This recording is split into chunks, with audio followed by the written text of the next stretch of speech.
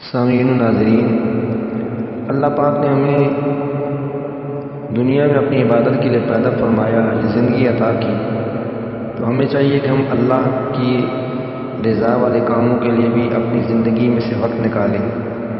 یہ جو ویڈیو آپ کے سامنے ہے یہ ایک اسلامی چینل سے کی ویڈیو ہے۔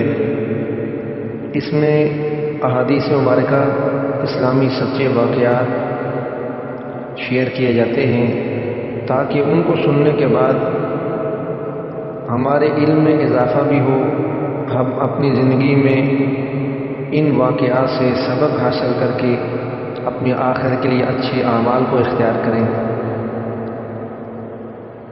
لہذا آپ سے گزارش ہے کہ آپ اس چینل کو ضرور سبسکرائب کیجئے۔ جب آپ اس چینل کو سبسکرائب کریں گے تو جیسے ہی اس چینل سے ویڈیو ریلیز ہوگی وہ آپ تک پہنچے گی، آپ سنیں گے، آپ کے علم میں اضافہ ہوگا، آپ کو فائدہ ہوگا۔ جب آپ آگے فارورڈ کریں گے تو دیگر مسلمانوں کو بھی فائدہ ہوگا۔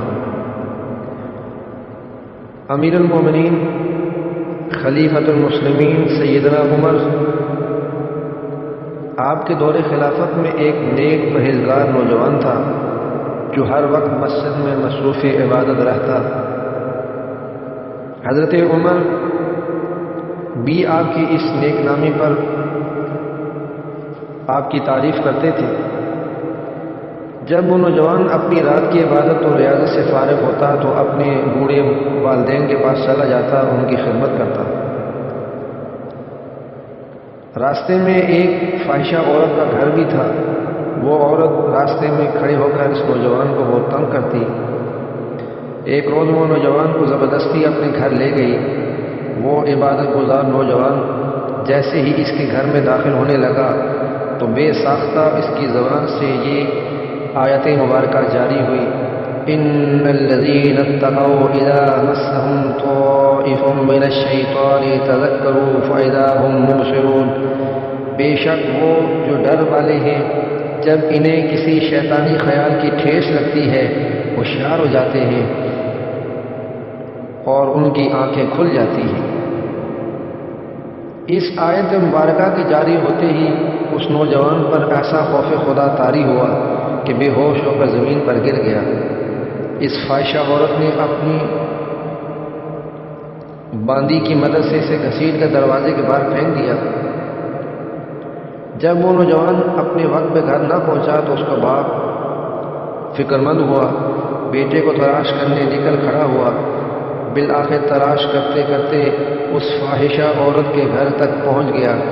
جب اس کا نیک بیٹا بے ہوش جہاں پڑا تھا اسے اٹھا کر گھر لے آیا۔ رات گئے جب نوجوان کو ہوش آیا تو باپ نے سارا قصہ دریافت کیا تو نوجوان نے اپنا سارا واقعہ بیان کیا۔ باپ نے پوچھا، بیٹا تم نے کون سی آیت تلاوت کی تھی؟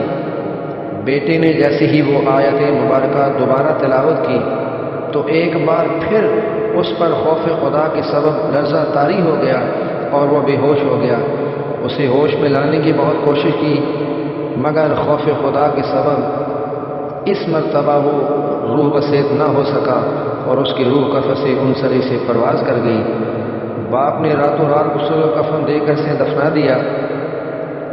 جب صبح ہوئی تو سیدنا فاروق اعظم رضی اللہ عنہ کو اس واقعے کی اطلاع ملی تو آپ نے اس کے والد کے پاس جا کر تعزیت کی اور شکوہ کرتے ہوئے ارشاد فرمایا کہ تم نے مجھے رات کو اس کے جنازے کی اطلاع کیوں نہ دی؟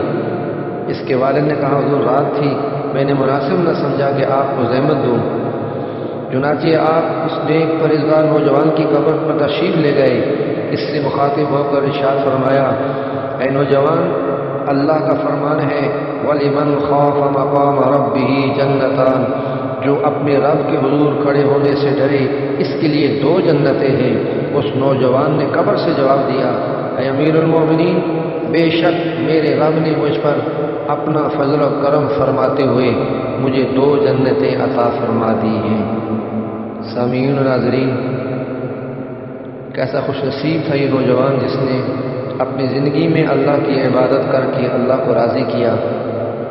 اور خلیفۃ المسلمین حضرت عمر رضی اللہ تعالی عنہ کے یہ کہنے پر کہ جو اللہ کے حضور کھڑے ہونے سے ڈرا اسے اللہ 2 جنتیں عطا فرمائے گا۔ تو اس نوجوان نے اپنی قبر میں سے جواب دیا کہ بے شک اللہ نے مجھے 2 جنتیں ہی عطا کی ہیں۔